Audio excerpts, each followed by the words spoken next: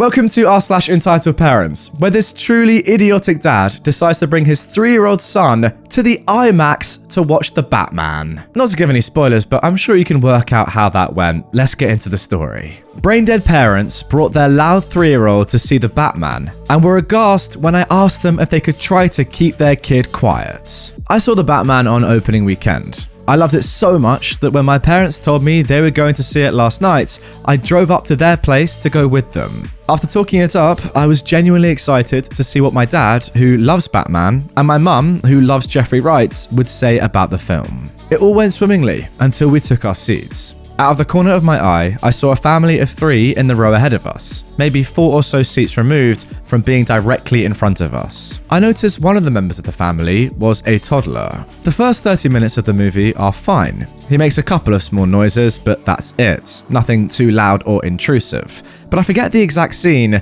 something loud and bright happened, and the poor kid got a little burst of energy from being spooked or overstimulated, who knows. I should mention that this theatre was an IMAX screening, so the noise and bass were booming and the screen was huge. The kid starts wanting to stand up and walk around, and the dad grabs him and tries to stop him. The kid starts crying and then is trying to talk to the dad while the movie is progressing. After maybe 5 minutes, I'm well beyond done and lean over to whisper, "Hey, sir, can you please get your kid to be quiet or step out and calm him down?" He gives me an annoyed look and says nothing, and the kid keeps talking, louder than before. I say again, "Seriously, you need to get him to stop." He sighs, annoyed at the prospect of having to parent his kid, and leaves with the mum and kid in tow. Relieved, I go back to watching the movie until the end. My parents loved it, and I had an overall good time. Until we exited the theatre. Dad of the Year is in the parking lot waiting for me. The mum and kid are gone. He approaches me aggressively and gets up in my face as I'm headed to my car, saying stuff like, "Where'd you get off telling me what to do with my own kids?" I'm taken aback for a second or two.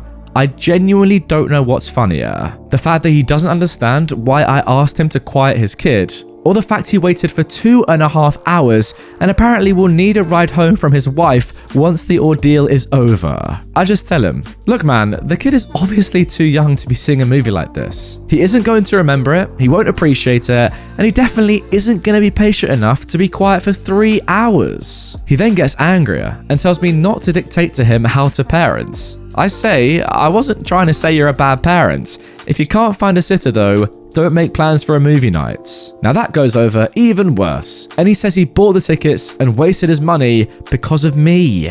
I couldn't help it. I laughed pretty much literally in his face. I told him he's an idiot for buying an $18 IMAX movie ticket for a 3-year-old who wouldn't know the difference between an IMAX screen and their home TV, much less care. And he gives me a shove to the shoulder, telling me to shut the frick up. He yells at me that he will spend his money how he wants, to which I say that's all up to him, I just don't think it's smart. He gets another shove in, and I tell him I have my CCW license and my M&P shield on me. He backs off at this point. I was bluffing anyways, and I go to my car and have a fat frickin' laugh on the way home. What a loser. I mean, come on, anyone with a little bit of common sense would probably choose not to bring their 3-year-old son to an IMAX movie theatre. That's only going to cause problems. Doesn't matter what the film is, really. But taking him to The Batman, that is downright ludicrous for so many reasons. First of all, it's obviously going to be a very loud film. Secondly, he's going to have no interest in it. Clearly, I mean, he's not going to understand what's going on. And thirdly, people absolutely adore The Batman. It's going to be so disrupting having this toddler screaming, isn't it? If there was one movie that you wouldn't want to bring a screaming child to, where people are really going to care if your child's screaming, it's this one. Surely he would have been far better off just paying, I don't know, $30 to a babysitter rather than the $18 he paid for his kid to come and watch anyway. Makes no sense. Let's move on. No, I will not take care of you when you're old. I was no contact with my mother for about 6 years. She decided to move to a different state shortly after I had my first baby. Our relationship was hanging by a thread already. Just before she moved, she went off on me about something absurd, so I cut her off. What difference did it make? She was moving anyway. Also, I'd seen the type of grandmother she was to my brother's kids, so I knew I wasn't missing out on anything. I ignored her attempts for years to regain contact. Some were rather insulting, like contacting my SO on Facebook to express concern that I'd relapsed into drug addiction. because I wasn't answering her. I was a new mother, spending most of my time breastfeeding, and she pulled that BS. When COVID hit, I decided to check in on her. I let casual conversations continue from there, with an emphasis on boundaries, which she hates, of course. When she crossed lines in conversation, typically by bringing up her past transgressions and hoping for validation of whatever kind, I would quickly shut her down. She didn't want to be no contact again, so she'd back off fairly quickly. About a year ago, she mentioned that her husband's daughter in a different state intended to take care of her and her husband when they retire, however the frick they plan to do that. That sounded like a good idea to me, and I told her as much. Suddenly though, she is rethinking this plan. She and her husband bought a big, beautiful home within the last 2 years that they've since realized they won't be able to afford in future. I don't know if my stepsister has had second thoughts or what, but yesterday, my mother started a text convo mentioning the possibility of them moving closer to me and my family. After giving her a few vague and wishy-washy responses, she asked me directly, "Does this idea make you nervous?" And that is the context for the included excerpts from the conversation included at the bottom. I'm annoyed with her for putting me in the position where I had no choice but to hurt her feelings.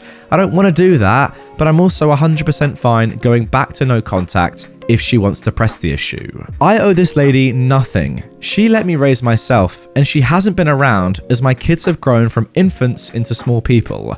It was her choice to walk away. The whirlwind of chaos that follows her may have slowed as she's aged, but she is still entitled and self-pitying, and I will not even give her half a chance to bring her trashy vibes back to my doorstep. So, here is what drawing boundaries looks like. My entitled mum said, "I just feel like we've changed and grown so much that it would be okay." I agree that there's evidence of that, but I'm past the point of weighing out the risks. You chose to leave Pennsylvania with me and my baby in it. After 6 or so years without contact, I chose to resume a long-distance relationship with you. I'm sorry if it hurts your feelings, truly, but my instincts tell me that to further integrate you into our lives is not the best choice. I was at the height of my insanity, so please reconsider. Yeah, she said that. The relationship that we have is the salvage of the relationship we had. Much was burned up. I'm willing to keep what we've salvaged, but I'll not build something new to find out if it works. The kind of relationship that I want with you, and that I want you to have with my kids, is based on our past. I know it hurts to pay the consequences for the choices that you made, but you can't ask me to change any of it. I've been enjoying making the most of what we have, and I hope you can too. All in all, feels good. Wow, OP, massive respect for clearly sticking to your boundaries, sticking to your guns. I rate that very, very highly indeed. It'd be very easy in your situation, in your position right now, to just say, you know what, let's just give it a chance. It can't be as bad as before, surely this woman's changed. She's gonna be a good mum, a good grandmother. But it's risky, isn't it? It really is, given the years, the decades of bad parenting that you've seen firsthand. The thing is, look, people can offer to change, they really can. But ultimately, are they ever going to? Especially after this amount of time. Like, come on, she's been your mum your entire life. That tends to be how parenting works and how biology works, if you didn't know. Is she really going to change that much? Is it worth it? Is it worth the risk? Or, as you say, is it nice just being able to enjoy a different sort of relationship? One that's not as nice as you'd want. You don't want your mum to be alienated from your family, but look, it's for the best, isn't it, really? And I really rate that you haven't conceded. My mum told CPS that my dad was in a cult. Hello, this story probably doesn't fit here, but I can't find a way to post it to r/insane parents. This subreddit is my best bet for now. Well, if you didn't know, you can't post stories, you can't post words to insane parents, even if your parents are truly insane, but I'll be the judge of that. A little backstory. My mum and dad divorced when I was 2 years old, and ever since then, my mother has been trying to get 100% custody of me. At the moment, my dad and mum share custody. A few days ago, I got pulled out of my English class to go down to the front office. At the time, I was freaking out like, oh my god, what did I do? I haven't done anything bad. Is this about high school? And so on. When I get there, I'm taken to a conference room. The only person in there is a woman who looks like a therapist. For this, we'll call her CP, for Child Protective. Hello, I just want to let you know that you're not in any trouble. Take a seat, she says. I sit down in the chair next to her. I'm kind of uncomfortable in this situation, but hey, I'm not in trouble. Hello, and who are you? I'm from Child Protective Services. I've received some news and I wanted to talk to you about it. Who sent you the news? I knew that it must be my mum, but I wanted to act like I had no clue.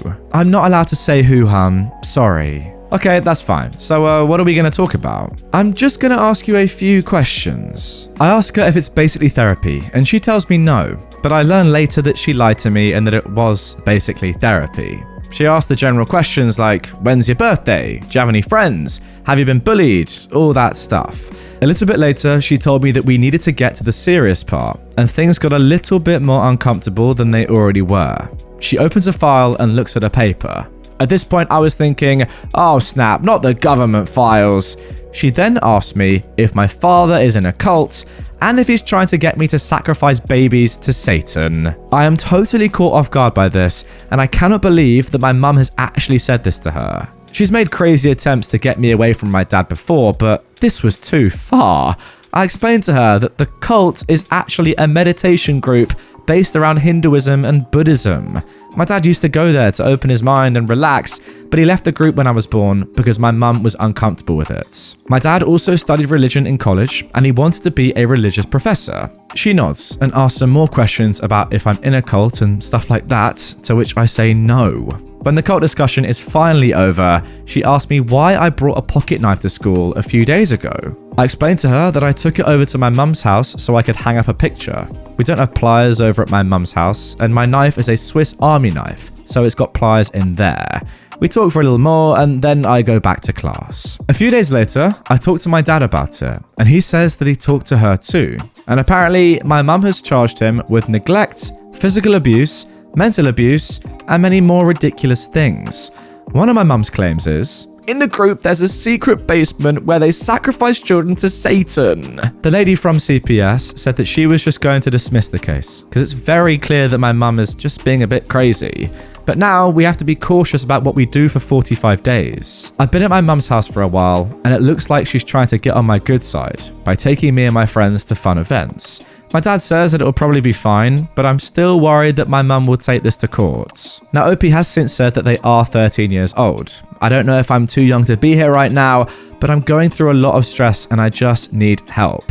And that also means that I can't just get in a car and drive far away from my mum, even though I wish I could do that. Now listen guys, please do enlighten me in the comments if you know. At what age do you become kind of like able to choose whether you want to live with your mum or your dad? Surely there's an age at which the child gets a say, right? I don't know, because it hasn't happened to me, fortunately. But yeah, if you do actually know about that sort of stuff and divorce and separation and, when the child has a say in who they want to live with, their mum or their dad, comment down below. I'm interested. Now I chose this story in particular because I know that a few of you watching right now are probably around the age of 13. And who knows, you may well be in a situation like this. So, if you're a bit older, a little bit wiser than me, definitely, give some advice for OP, for other people watching this, listening to this right now, who may be in similar situations where you can't just leave. You can't just, get in the car and drive off. As OP said, they're only 13. You guys watching may only be 13. If you're a bit older, I want some advice. What should OP and others like him do in this situation? Because it's tough, isn't it? You can't exactly say like, oh yeah, I'm off. It doesn't work like that. You're 13. So what do you do? I don't know.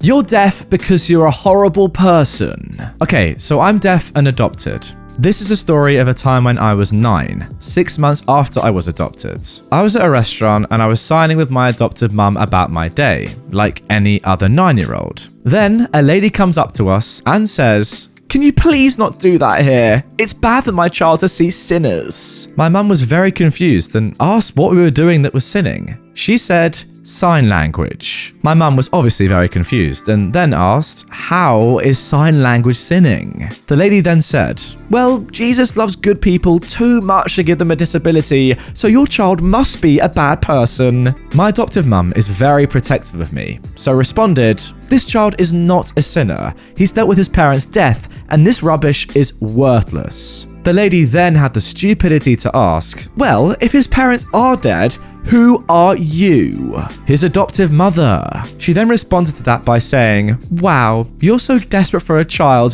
that you bought one. My mum dragged me out of there and we just ate ice cream. I don't even know where to begin with this one, guys. The lady saying that a 9-year-old is a sinner for using sign language, or saying you're so desperate for a child that you bought one. It's pretty preposterous, that's for sure. All that I do know is that there's actually a part 2 to this story. Let's get into it. That's not your son. I'm calling the cops. After my mum told me the story about my last post, I asked my dad if anything similar happened with me and him. Oh, the rabbit hole I fell into. Also note, because this happened a long time ago, words may not be exact. And also, I'm saying what my dad told me. I didn't know what was being said because I'm deaf. So, 3 months after I was adopted, me and my adoptive dad went out for ice cream. We were sitting on a park bench licking our ice cream. Something important is that I'm very white, while my adoptive parents are Asian. After a while, we began playing tag. After a while of not running, I wondered where he was. I turned around and saw my dad talking to a lady. Why are you playing with that child? That's really creepy. Where are his parents? I'm his father. Just please leave me and him to our own business. No, you're not. He's white and you're Asian. There's no way you can be related. Yes, there is. He is my son. They went on arguing for a while, and then the kid of the entitled mum came up to me. He started talking, but I just tapped my ear. The kid then said to me, in sign language, "Are you deaf?" Yes. Cool. My friend is deaf and he taught me sign language. Awesome, I say. What's happening with our parents? Well, my mum's not the nicest. I'm really sorry in advance for whatever she's saying. My dad and his mum were still pointlessly arguing, but then the entitled mum said that she'll call the cops. I'm gonna call the cops, but if you let me take the child to find his real parents, then I won't. Deal? No, I'm his adoptive father, and while we're not blood related, I am his legal guardian. Now leave us alone, or I'll call the cops. When the cops get here, they'll take you away, you predator. I always wondered why he didn't say I was adopted sooner, but as I grew older, I realized that it wasn't any of her business. I, being the oblivious child I was, started playing soccer with the kid. The kid gave me his email, and my dad came over and told me that cops were coming and not to be scared. I wasn't. The cops came and he was able to prove that I was his child. I actually ended up becoming good friends with that kid, and we still keep in touch today. So there you go. At the age of just 9, this unfortunate kid is having to deal with entitled parents who tell him that he is a sinner for being deaf and tell him that his dad is not really his dad. It's a good life, isn't it? Hey, I guess that's one way to make friends. This kid, in fact, saying, "I'm sorry for whatever my mum is saying right now." That is embarrassing. Fair play to the kid, though. At least he's not entitled. I love it. Not the kid, that is. That would make me, a nonce. So I love what he did, not the actual child. Nonce jokes, are they funny? No, not really, especially given that this is YouTube. But fine, I don't care. Don't know if I can stay in. Can it? Yeah, why not? Anyway, guys, that's going to do it for this episode of r/Entitled Parents. Hope you enjoyed it. Forget that joke at the end there. It was just that, a joke. If you want more content from me right away, check out this video on screen. It is so lovely and sexy. If you are new around here, hit this button to subscribe. Turn your notifications on, you clowns, because I'll be posting tomorrow at the same time in the same place. You don't want to bloody miss it. See you there.